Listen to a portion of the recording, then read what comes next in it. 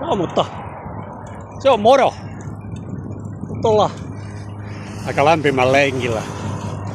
Lähdin just Tammisaaresta lähtee kotia päin ja tullut semmonen vajaa 6 kilsaa just nyt ja pääsin tähän kevyiliikenteen väylälle, joka on rakennettu tässä Karjaan ja Tammisaaren väliin. Ei tarvi mennä tuolla ison tien varressa.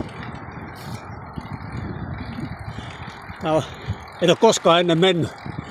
Katsotaan millainen tää on.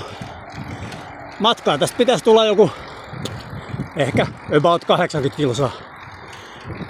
Tässä lämmössä aika hyvä, mutta katsotaan pitkään jaksaa. Vai tuleeko noutaja? Ei mitään, palataan astialle. Täytyy sanoa kyllä, että paikallisia hellitään täällä. Siis tää on koko pätkä on asfaltoitu tästä Tammisaaren ja Karjaan väliltä. Tää menee täältä mettän keskeltä. Tehty vaan kevyelle liikenteelle. On tää hienoa. Ei voi muuta sanoa. Kerrankin on veroeuroja käytetty oikeaan paikkaan. Kiitos. Tää on hyvin opastettu. Täällä on joka paikassa, missä vähänkin kääntyy johonkin suuntaan. Niin täällä on viitat ihan oikeasti ja siinä lukee vielä, että mihin päin ollaan menossa. Ei tää kyllä eksymään pääse. Hetken matkaa tultiin Isotietä, nyt tullaan taas kevyen liikenteen väylään. Toivon mukaan tää kuuluu. On meinaa tietenkin vastatuuli tälläkin reissulla. Olisi ollut hienoa vetää myötätuuleen tää 80 kilsaa. No niin, nyt on tultu Karjaa ohi jo reilusti. Varmaan joku 23-24 on tultu ja nyt ollaan Sanneesin tiellä. Tää on hetkeen se viimeinen osuus, mikä on rauhallisempaa. Sitten kun tää tie loppuu, joutuu menee isolle tielle. Tässä on taas aikamoinen tuulen kohina varmaan, kun mennään vähän alamäkeen vaihteeksi. Ja sit vielä tuulen kohina on tossa aika hyvä. Mut tää on hyvä pätkä vetää kyllä, ettei tässä ole mitään hätää. Tässä on jopa vähän varjoa. Ei kyllä mitään turhan paljon. Toinen auto tällä pätkällä. Ei tässä nyt mitään turhan paljon liikennettä ole.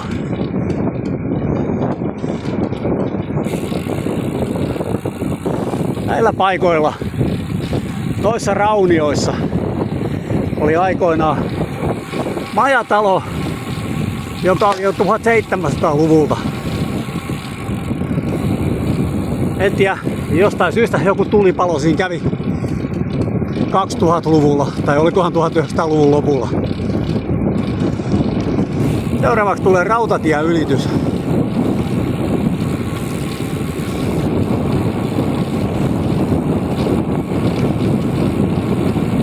Niin sanottu Hankobaana.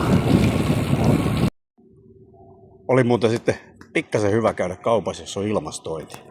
Noilla eväillä jaksetaan mennä jonkun matkaa. Nyt on tultu se 32 kilsaa, 32,5 kilsaa. Ei ole ihan puolta välikään vielä. Eiköhän se tästä mene. Seuraavaksi katsotaan taas. Oli inhottava pätkä toi Meltolan pätkä, kun siinä ei ole Pienarp paljon mitään. Ja seuraava pätkä tuosta Virkkalaan on vähän samanlainen, mutta sen jälkeen helpottaa. Sitten ei tarvitsisi mennä kuvasti jostain Nummelan kohdalla isolle tielle uudestaan. Ja nyt vedetään välipala. Noniin, nyt on Virkkala ohitettu onnistuneesti.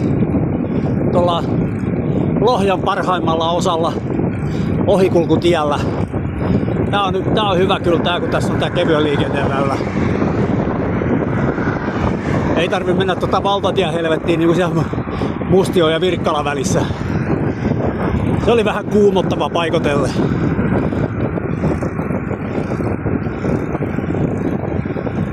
Nyt on 48 kilsaa tultu.